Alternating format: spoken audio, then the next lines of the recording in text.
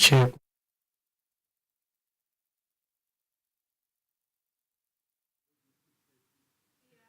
check 1 2.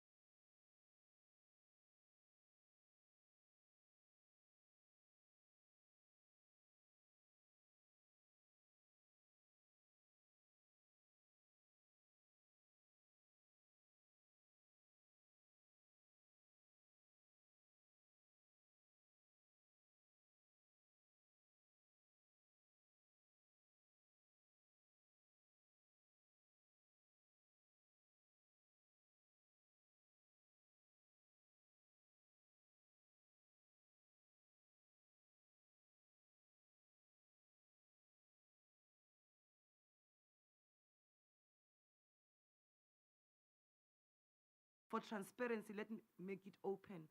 But if there's anybody who feels that after tomorrow they still need to submit something to us, we can take this thing further to assist this industry as far as Bayan Popia is concerned. I mean, as far as the regulator are concerned, we'll try our best in exercising their rights. Thank you very much. I think, Mr. Nemasisi, we can call the second witness, Mr. Gabriel Leroux. Thank you, Chair. Yes. Yeah, you can come to the stand.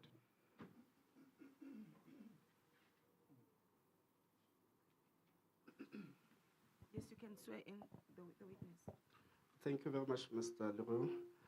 Do you prefer an oath or an affirmation? I am happy to the oath. Okay, if so, please raise your right hand and say, I solemnly declare I solemnly declare and I swear to give the evidence that the evidence I will give and I swear that the evidence I would give shall be the truth, the whole truth, and nothing but the truth. shall be the truth, the whole truth, and nothing but the truth. So help me God. So help me God. Witness sworn in.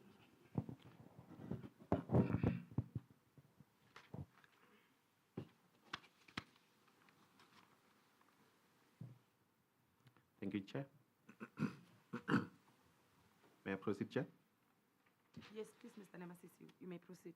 Thank you, Chair. Chair, our witness is from the trade union. You're going to tell us the full name about the union that you're representing. Maybe firstly, we'll start with if you can give us a summary of your profile in the music industry. Mr. Nemasisi, I'm not sure if we have enough time. I've been in the industry 46 years, so there are many things to highlight. But yeah, suffice to say, I became a professional musician in 1976. And I still am one of the lucky ones that have been, despite many successes and failures, I'm one of the lucky ones that have managed to sustain my career and still be here to serve the industry today. I'm a multi-instrumentalist. My background is Western classical music, jazz, and all the various genres that could be classified as South African music. I have participated and created in all of those genres. In later years, I got more and more involved in activism in terms of, our changing status as a nation with our democracy. I became involved in, transformation policy and issues within our sector and outside in greater political and economic environment from as early as 1977 when I was a young musician playing in Swaziland. And I have followed the same path since, both pursuing a career as a creative in the South African music context and also pursuing the course of transformation, not only political transformation and liberation, but also economic transformation and the transfer of control of the economy to the people of the country. I'm now the General Secretary of TUMSA, the Trade Union for Musicians of South Africa. We've been active as a union since 2016. Yeah, I'll come Will to you that come one. to that? Yeah, I wanted to check in terms of your profile. You said you've been in the music industry for more than her age. So, any album that you have worked on that you can share with the audience here? Too many to mention, but I think probably most people will know me for the work that I did with Mendoza, and before him, Chiskop.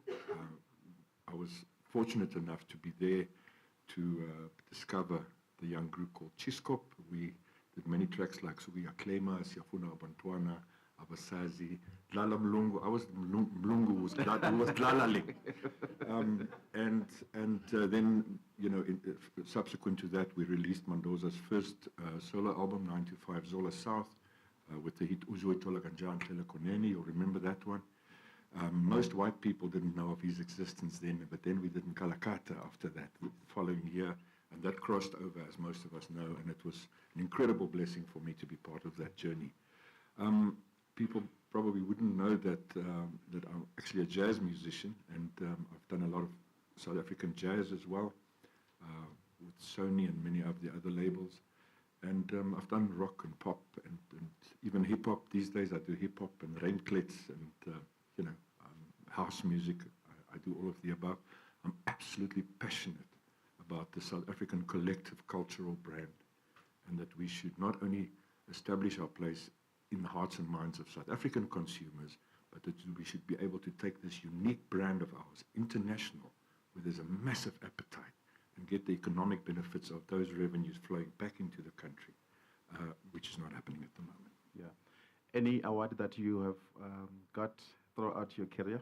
Yes, I've had multiple SAMA awards, 2 consecutive SAMA Song of the Year awards. I was nominated as an artist in 1997 for a SAMA award as in the Afrikaans genre.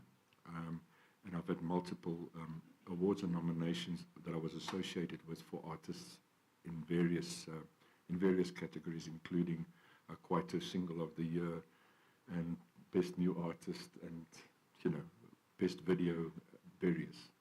Yeah. Before we come into the trade union establishment, you are a board member of a collecting society? Yes, I'm currently serving my 3rd stint on the SAMRO board, South African Music Rights Organization. I was voted in by the members recently at the last AGM, and I'm now serving on SAMRO board once again. Yeah. You remember when I do the opening statement, I said we'll have to investigate independently. So there's a question that people will be asking to say, if you're a board member, yes, you're voted in by, is it representing your members or you're representing the board of that collecting society? No, the board of SAMRO is constituted of both independent directors and then the publishing companies. Each of them would collectively represent membership, but then there are also composer-author members, and I'm a composer member. By virtue of the fact that I'm a composer and author, that made me eligible to stand for a position on the board. Okay. And so on that basis, I was voted in by the SAMRO members. Okay, thank you so much. Then we come to the Trade Union for Musicians of South Africa. Yes. The thought of establishing the union, when was this union established? I mentioned that we were associated with another association, the Musician Association of South Africa. In fact, at some stage I noticed the president of that former association in the audience. I'm not sure where he is now. Oh, he's over there. But I was pulled in there. I was requested to represent that particular association in the Western Cape. And very soon after that, the Western Cape contingent decided that we were more interested in forming rather than an association, to form an actual trade union, because there's a lot of work to be done there, and perhaps you can point a little bit closer to that. But since 2017, we then became TUMSA, and we were registered in March 2018. So you registered with? We registered with CIPC, and we are in the process of, we were very, very early after our registration, we were adopted by COSATU as an incubated trade union representing the informal sector. And as you know, the LRA, Labour Relations Act, do not allow for informal sector unions to be formed yet. Yeah. Watch this space. We are pursuing that vigorously. Okay. And so the process that has resulted in you forming the TUMSA, how was that process? We started with a handful of members who were at that stage the Western Cape branch of MASA, and we then proceeded to take the next step, which would be the simple registration as a non-profit with CIPC, and we then started lobbying membership within the sector, particularly when COVID, in the early days when we first started, 2017. You made references to the 2 bills in Parliament at the moment, the Copyright Amendment Bill and the Performance Protection Amendment Bill. And, I'm happy to, if you want to unpack those a little bit more. I'll come to that one later on. But our activities in 2017 were largely focused on that, because that was very much a critical, a landmark, should I say, in our sector with regards to our IP and our creative rights. But subsequently, it involved in bigger rights just generally for musicians to have collective bargaining recognition agreements, particularly looking at social security for our members, and the ability to not be regarded as informal or a hobbyist, but the ability for us to be regarded and respected as professionals with rights like any other worker. Yeah. So, yeah. How many members do you have now as a union? We on roughly about 2,343 members, and I think last night, I haven't checked my email yet, but we probably have about another 12 members that we got overnight. So we can make the calculation. These are members that our criteria are very clear, that you have to spend 75% of your time in earning a living from a directly from a music-related activity. And you have to apply as an individual, not as an organization. So even if you have a CC, that doesn't make you a member of TUMSA. You're applying as an individual musician. So the union represents an individual artist? Yes, like all other trade unions, it's individual members. You don't join as companies or CCs or partnerships. Okay. Obviously, as a union, you do have a constitution or any document that regulates your processes. Yes, we do. Do you have a constitution? We have a constitution, a very comprehensive one, and we also have a document that we call the 16 Pillars. These are all available on our website, tumsa.org, for public scrutiny, and the 16 Pillars really encompass what we do. It's also in my submission to this body. I wanted you to summarize those pillars. Right. The 16 pillars in summary without going into detail. Sure. Because I saw in a statement you summarized them. That you can summarize what are the pillars as an organization representing the representative. And then we'll go after that to the other question. Shall I just go through the headings then? Yeah. Right. So to provide a secure national structure for all who are self-employed, and like I just described it, to demand full recognition as a legitimate trade union, recognizing South African musicians as specialist workers with skills vital to the South African cultural economy, recognize and acknowledge our South African culture and specifically our music as a brand, if I can just add that. To accept our responsibility as co-guardians of our collective South African culture, to embrace technologies and all contemporary methods of advancing that collective culture, both in South Africa and abroad, to assist our members in every possible way to sustain their careers through education, training, collective bargaining, advocacy, whatever that may be, we assist them there. We also assist or intervene on behalf of our members in dispute resolutions, either as amicus curiae for courts, or just intervening in terms of our network, and also between members or between members and employers, venues, collecting societies, or wherever that may be required. We're actively and vigilantly working to secure a regulated live performance, recording, session, and broadcast environment, as well as a minimum fee structure appropriate to services rendered to ensure that our members' rights are protected. We seek good working relationships with collecting societies, but also to bring pressure to bear on them in instances if and where they may stray outside the specific mandate of their members and their constitution. To operate as an independent organization under principles of good governance, administration, free of discrimination, corruption, nepotism, personal agendas, or other practices that may jeopardize the overall interests of our members.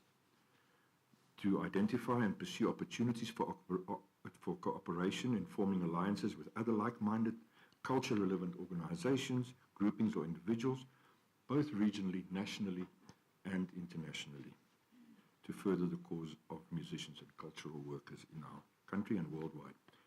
We also resist and guard against economic or cultural domination by any other country.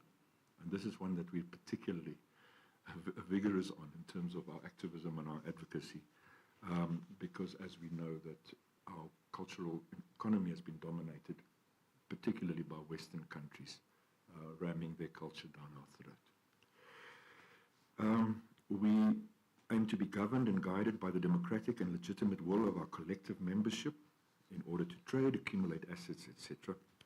We are also aware that commercial and retail advertising speaks to the cultural hearts and souls of media consumers.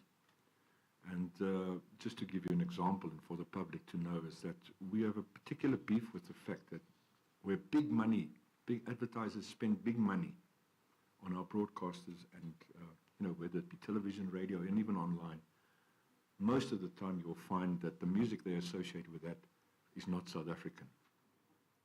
We can simply not excuse that 29 years into our democracy. We aim for a much more South Afrocentric pursuit of that. Then lastly, the 16th one is to identify with the circumstances of other workers and workers' unions nationally and globally to show our solidarity in the struggles of the worker. Okay. Thank you so much. Now that we have made the foundation as to who TUMSA is, one of the issues that come out is with regard to the benefits. You're coming here obviously representing the over 2,000 members. Yes. Under the music industry, am I correct? Yes. And what are the benefits? One of the benefits you refer to the dispute resolution. Yes. If you can elaborate in terms of dispute resolution, would this be part of the process that they benefit through you coming here? Absolutely. There are so many disputes, sir, I can say to you that during the testimony that this body will realize that the fact that the information regulator, with an emphasis on regulation, the lack of proper and clear and concise regulation, and the lack of proper information sharing in all of the applicable languages, right down to a person sitting with a cell phone in Lusikisiki or some of the outlying areas, to be able to understand the environment, the legal implications of royalties and distribution. It leaves room, the lack of regulation, and even regulations that are there, the lack of enforcing those regulations. And in this particular instance, I want to highlight ICASA as a structure in terms of the way the lack of enforcing the regulations which guide them towards regulating broadcasters, etc. There is very little real implementation and monitoring of quotas for local content, etc. So as TUMSA, another very good example is the dispute around the Copyright Amendment Bill and the Performance Protection Amendment Bill.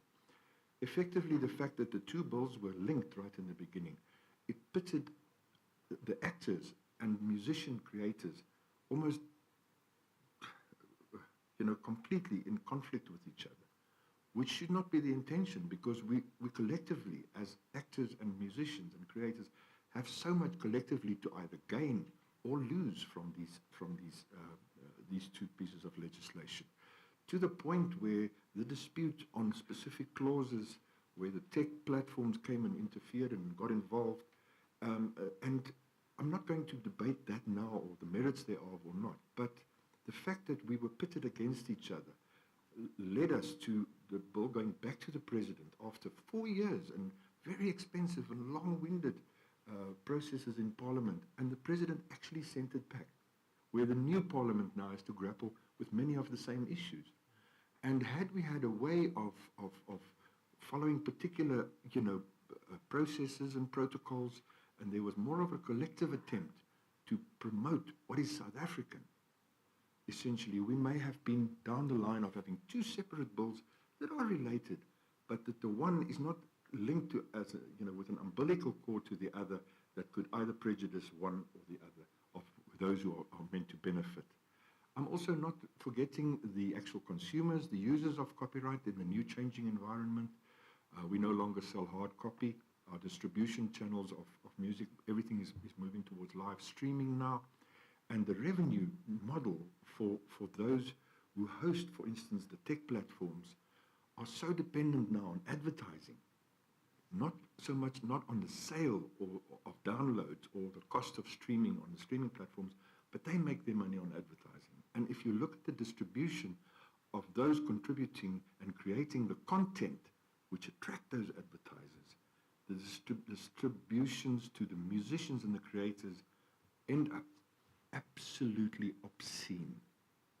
It is obscene what the creators of that content finally end up with.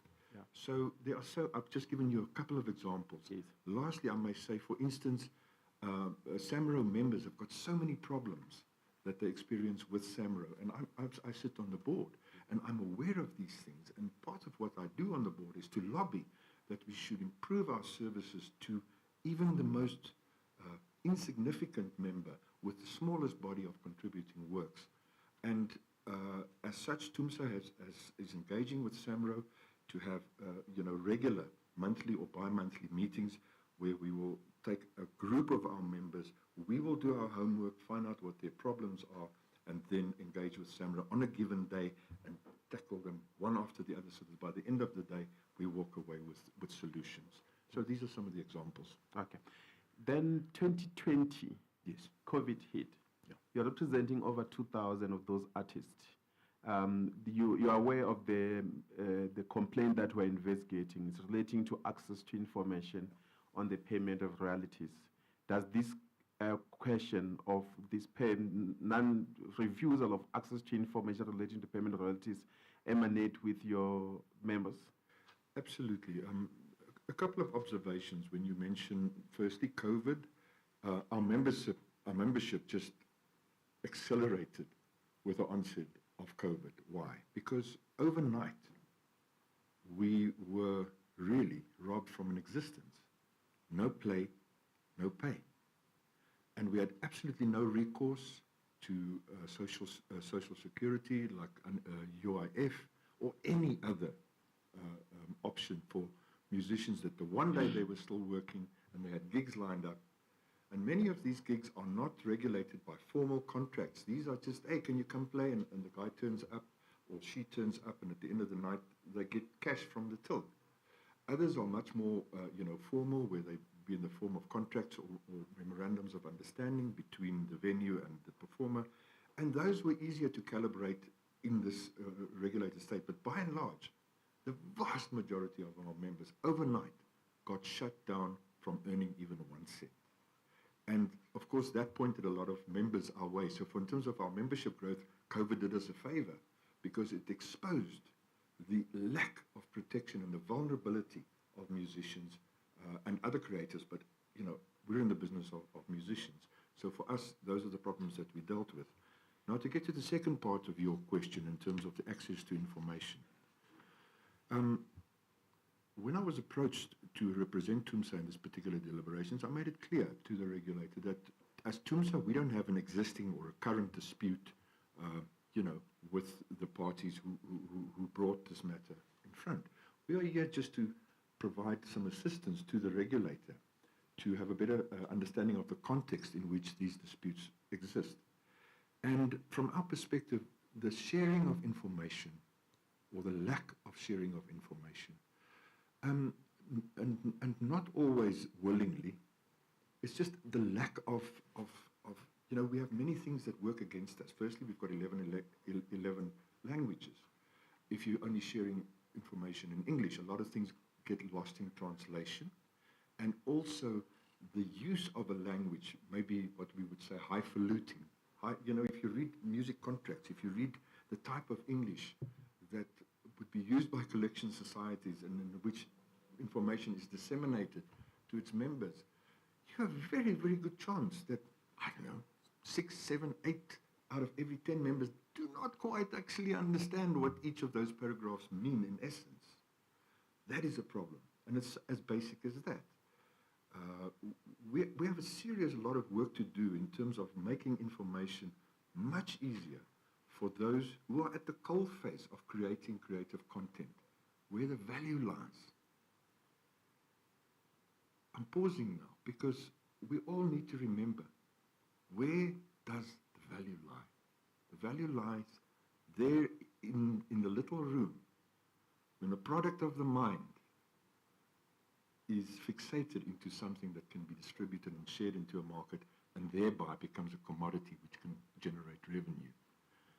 And from that point on, the level to which the creator of that valuable content can benefit from such a creation is virtually solely dependent on the flow of information.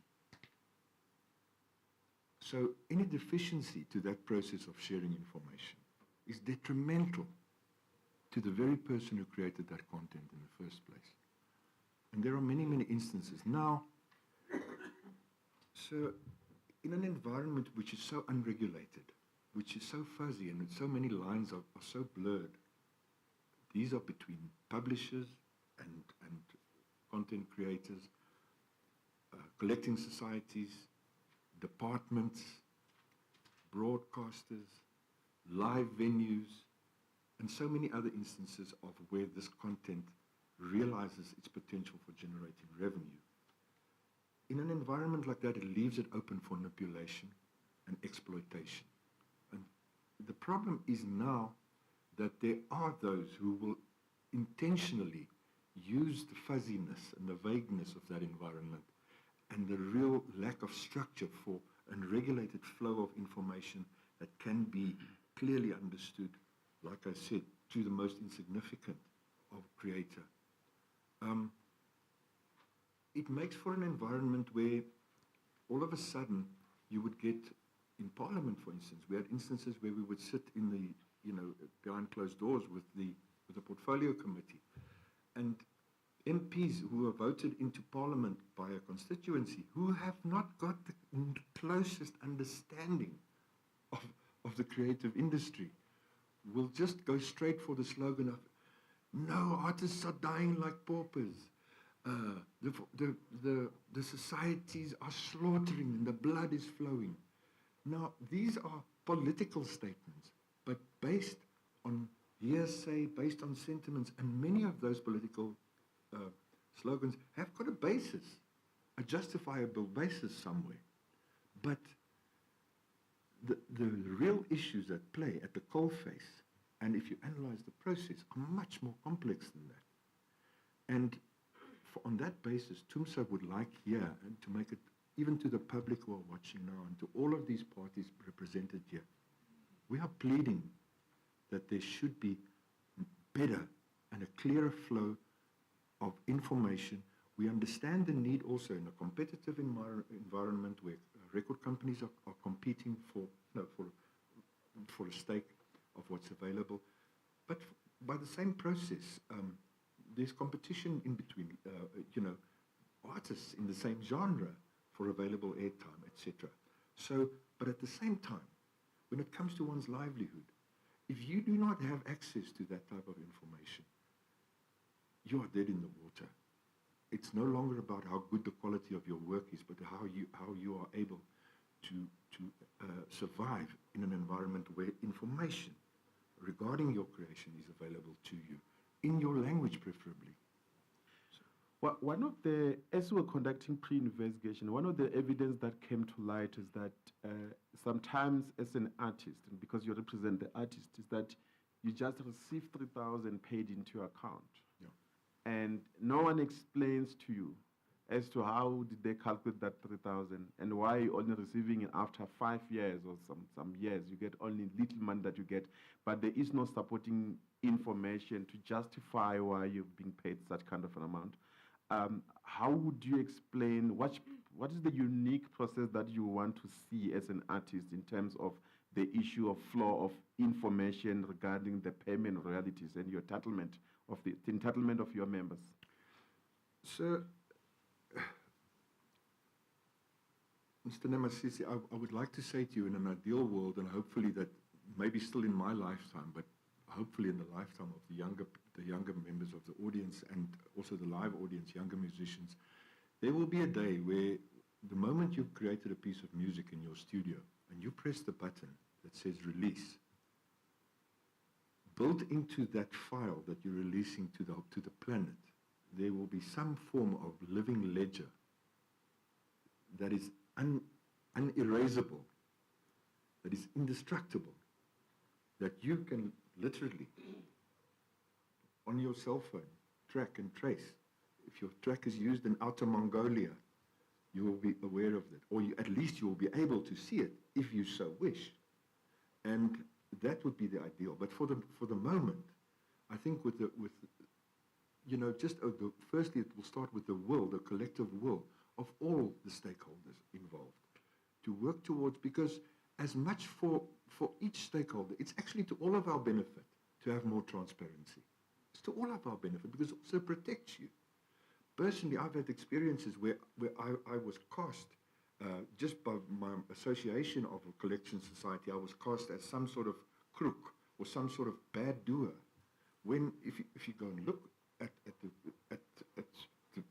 how things transpired, the opposite is actually true. So anybody can be fingered as a, oh, you're also a label owner, you're also a bad guy, or you're a publisher, oh, you guys are so bad. It's so easy in an unregulated environment for people to all be grouped together. And like the example I gave you in the portfolio committee where the old lady was saying, the blood is flowing. And when I spoke to her afterwards, she didn't even know what a collection society was, you know? So I think it's to all of our benefit to have better reporting, more accessible reporting, and in an accessible format, not speaking to people who really operate at the high boardroom level. And the ordinary musicians may be brilliant in their craft, but that very link, the golden link that links them to their revenue is fuzzy and inaccessible. One of the issues that it come up is that there are different categories of copyright royalties that are due to in the music industry. Yes.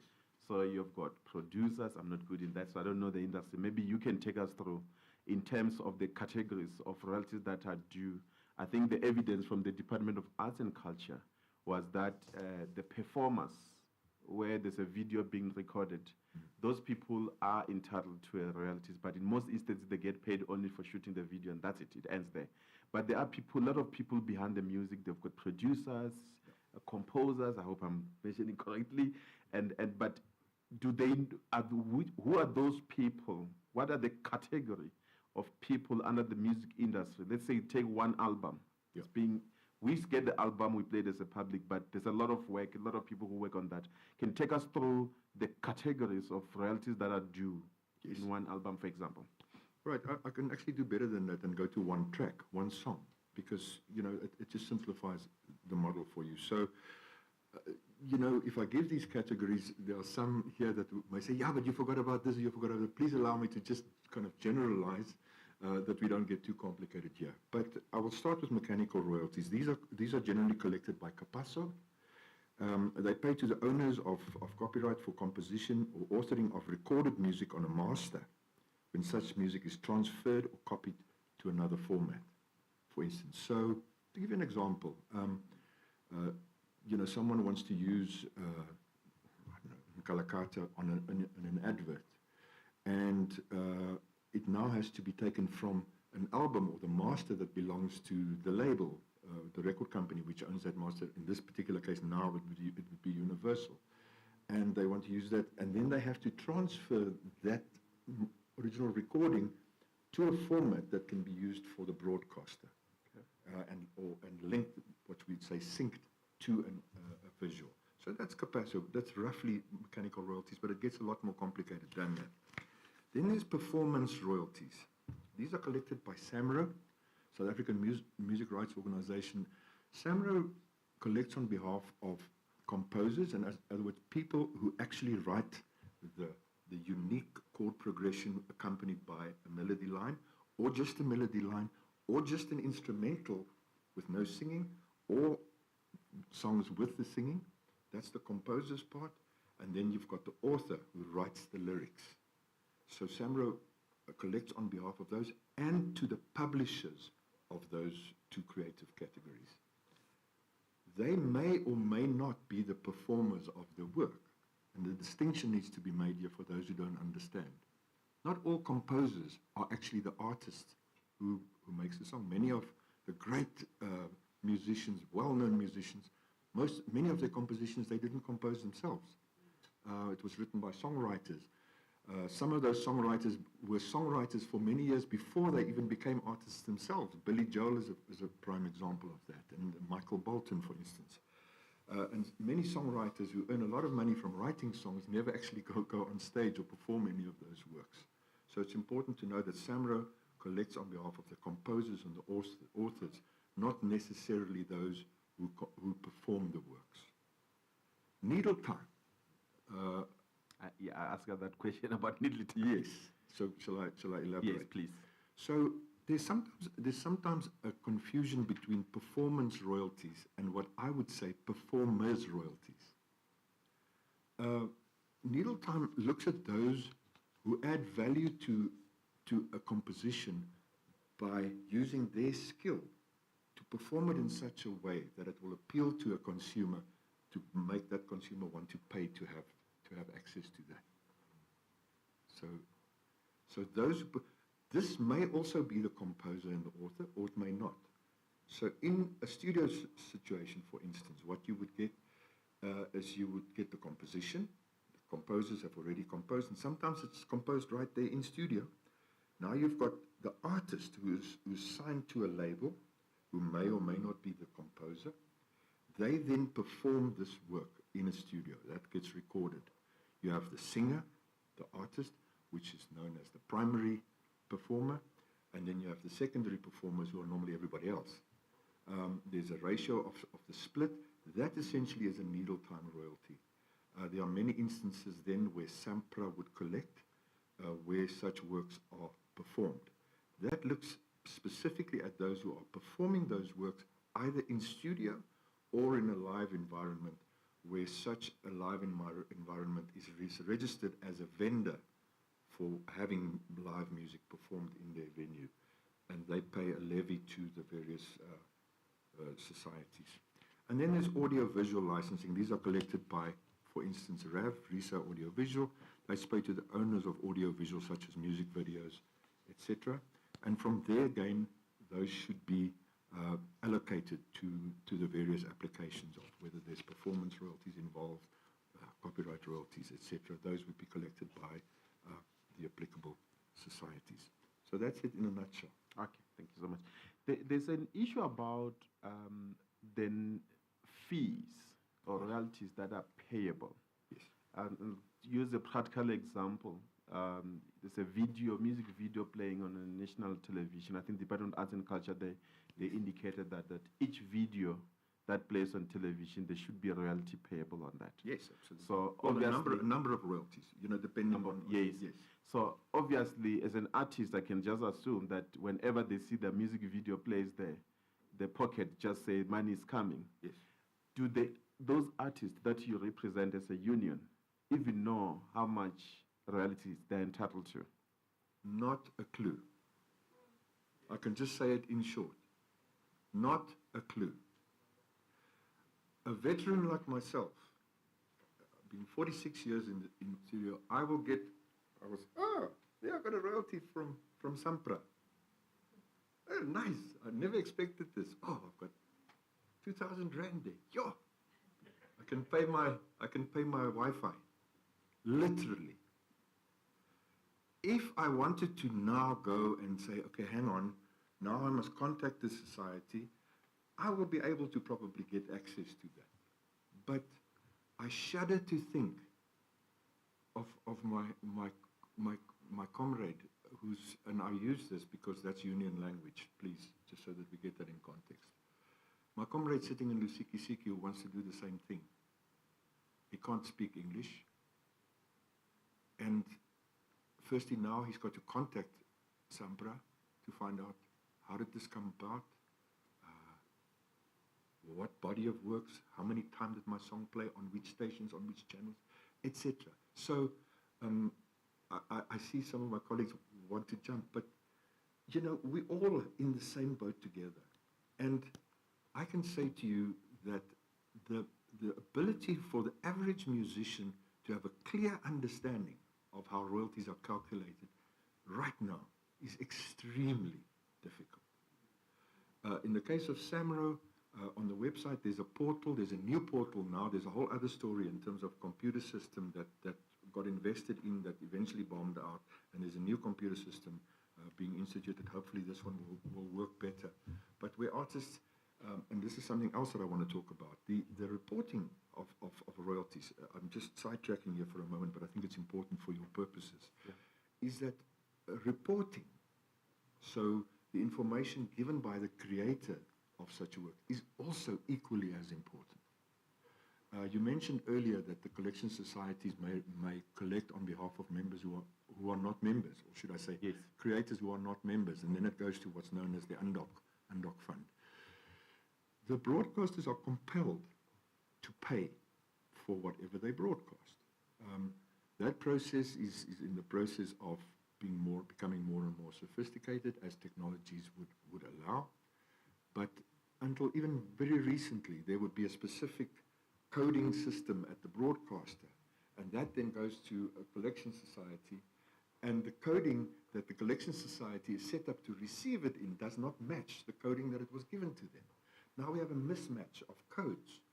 And in the meantime, because of lack of, what should we do with this? We put it in UNDOC. And it sits You call it what? And we call it undocumented works. Is it the money that is collected and cannot be accounted for? Cannot be immediately accounted for. There could be a myriad of reasons for that. Okay. But again, it points to the lack of a clear, consolidated, and unified structure for reporting. Let's try. I just want to. This is a very important point that you're raising.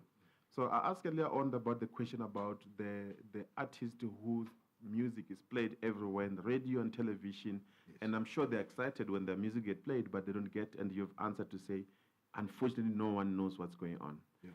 Isn't it that as a copyright owner who is entitled to payment, Yes. you should know what is due to you? Absolutely you should. Now, in most instances, for a musician, that's really where the role of a publisher comes in. Some of us got smart and we own our own publishing along the way, but we're not really publishers. That's not our business. In fact, that's really not a part of the industry that you want to get involved in, because it's quite specialized and you don't have the time for that. You just want to write songs and you want to make sure that somebody looks after those rights. So you assign it to a publisher, either in the form of an administration agreement, which happens at a lower concession or a lower commission to that, or you assign a full publishing, which normally is on average 50-50. So you really, in a sense, give that publisher 50% ownership of your work, but in order for them to collect every cent that becomes available and doesn't fall through the cracks. So you'd rather have 50% of a cake than have 100% of a biscuit. Yeah. And so you know, again, you're talking about somebody sitting in front of TV and watching Channel O or whatever. Now, just bear in mind, this may be the artists themselves. Yeah. There, he's me singing. So, but behind there are people dancing. And if the dancers weren't there, it would really be a very boring video. And people would say, this is a rubbish video. But somebody spends the money to engage with dancers and, I don't know, backing singers, session musicians, and to make this product of a video much more consumable for a consumer who's then willing to say, I must go and see these guys live. That creates another possible revenue stream. Yeah. Now, for those who participated as, for instance, the secondary performers, your dancers, your backing singers, etc., they also watch that video and say, there's me. I'm there. I should be getting, I heard they say I must get needle time. Yeah. They don't have a clue how that needle time is calculated. They don't have a clue of when they're going to get it.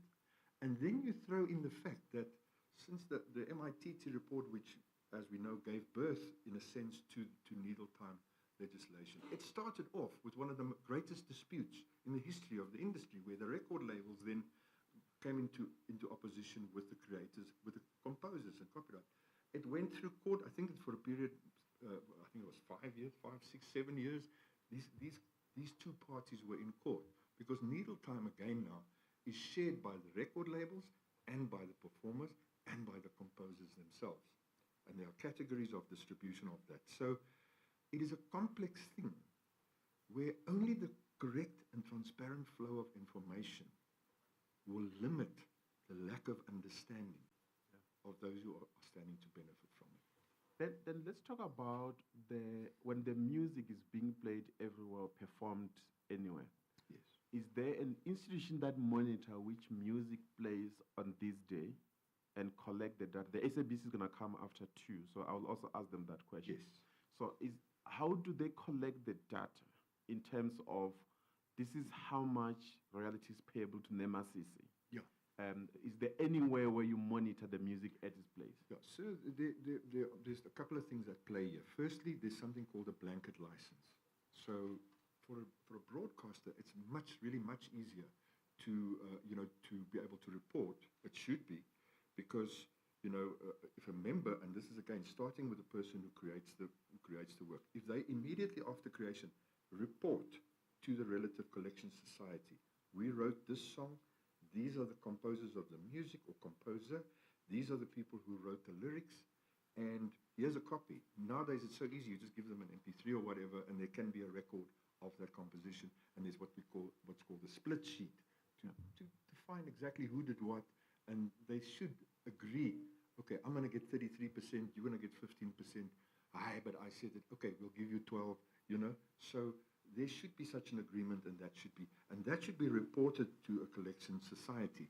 Now, in the case of broadcasters, that's quite easy, because when you submit something to one of the, I'm not really talking about the smaller stations where their turnover is still under the threshold for them to become liable for paying royalties, but that's a whole other conversation. In terms of a given day at a broadcaster, it's all computerized. So there would be an ISRC code, which you obtain from RISA, which is linked to the actual recording. You would furnish them with your SAMRO number. You would give them the SAMPRA details. That would be proper reporting from the creator's side. Now, for them, it's quite easy. On the other hand, in the live venue, for instance, let's say, for instance, there's a DJ, and that DJ is playing a whole host of works during the course of a given night. It includes Beyonce, and it also includes Rebecca Malope, or I don't know, that's quite a strange match, but you would.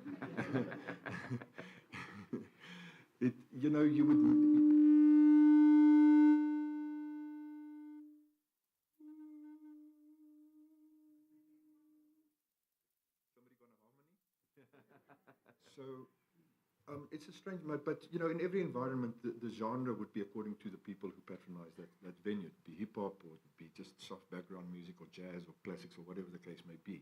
And that venue, and this is another thing, with the Copyright Amendment Bill, we as TUMSA, we are insisting that there should be clauses in the Copyright Amendment Bill that compel anybody, the same way as if they're opening a venue, the same way as if they're going to serve alcohol, they have to get a liquor license. If they're going to serve food, they have to get a food license. If they're going to have entertainment in whatever form, a little speaker there, or a one-man band, or a DJ, if music is performed, there's an origin. There's a composer, there's an author, there's a publisher, there's people who need to get paid. And the blanket license that's issued to them should be in such a form that it's much easier to say, if the band is there and they're handing their playlist, or the DJ is there submitting their playlist, it's then much easier to control for the Relative Collection Society. Yes, they pay a blanket license, and they pay their levies annually or monthly, or whatever the case may be. But we need more regulation to tighten that up, so that it makes it easier for royalties to be distributed equitably to those who should get it. Now I'm going into a very complicated question, Chair. You need to allow me to ask that question. The question that I'm going to ask is that you mentioned about the blanket agreement. Yes. Let's take an example that you are a collecting society, you've got 1,000 members, and there's a blanket agreement that you sign with the broadcasters. Yes. In other words, and maybe let me try and ask this question before I got that. If there's a blanket agreement, is there need for usage report in terms of which song was played on this day and this way you're entitled to this, or it's just a lump sum payment that goes to the collecting society? If you can just take us through that quickly. Yes. Before I go into the main question. Yes. So it's supposed to work like this, where if there was proper reporting from the creators of the IP in the beginning, and they give that to the to the collection society, the broadcaster then has a blanket license, and in a 24-hour period, they can play whatever they like. Of course, as tracks are uploaded onto the playlist and come through the ranks. Now we've got the benefit with technology, our ability to monitor it. There are monitoring companies, monitoring services. A very popular one now is Radio Monitor. I don't want to exclude any of the others, but it's the first one and the only one that comes to mind right now. But BMAT is probably a more traditional one. But there's an ability now to literally have a snapshot of what is played, you know. So for the collection societies, I know in the case of SAMRO, we are well